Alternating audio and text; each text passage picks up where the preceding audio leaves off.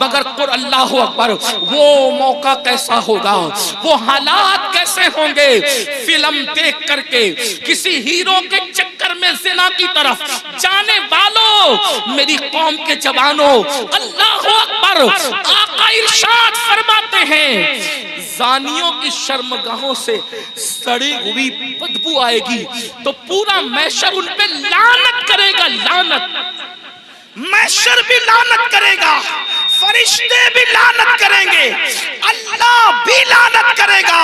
اور اللہ ان سے قیامت کے دن کلام نہیں کرے گا، ان سے اللہ بات نہیں کرے گا۔ اسی پہ بس نہیں، اب سنو، ابھی آپ نے جہنم کا ذکر سنا، آگے آقا فرماتے ہیں ان کو چہروں پر جہنم کی آگ رکھ کر بھڑکائی جائے گی،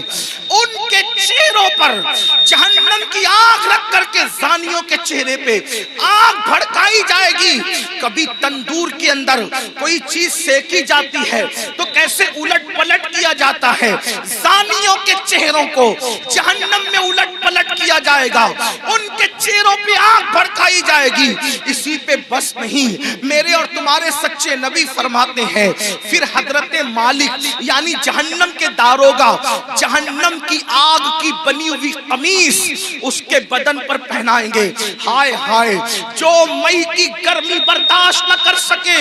جو دسمبر کی سردی برداشت نہ کر سکے، یہ کمزور جسم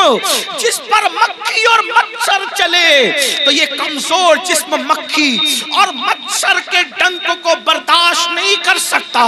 یہ کمزور جسم اگر بتی کے چٹکے کو، سگریٹ کے چٹکے کو برداشت نہیں کر سکتا۔ ہائے، زنا کرنے کی بنیاد پر جب جہنم کی آگ کی بنی ہوئی قمیص اس کم نصیب کو پہنائی جائے گی، اس کم بخت کو پہنائی جائے گی، اس کا حال کیا ہوگا؟ اگر یہ بات کوئی مولوی صاحب کہہ دیتے تو لوگ کہتے مولانا ڈرا رہے ہیں، اگر کوئی لیڈر سیاسی کہہ دیتا تو لوگ کہتے کہ اپنی بات ہو رہی ہے، لیکن واللہ یہ اس رسول نے فرمایا ہے جو زمین پہ بیٹھ کر کے لامکاں کی خبر دیتے ہیں، جو ماں کے شکم میں رہ کر کے لوح محفوظ پر چلنے والے قلم کی آواز کو سن لیا کرتے ہیں۔ اللہ اللہ، لرز جاؤ گندی فلمیں دیکھ کر،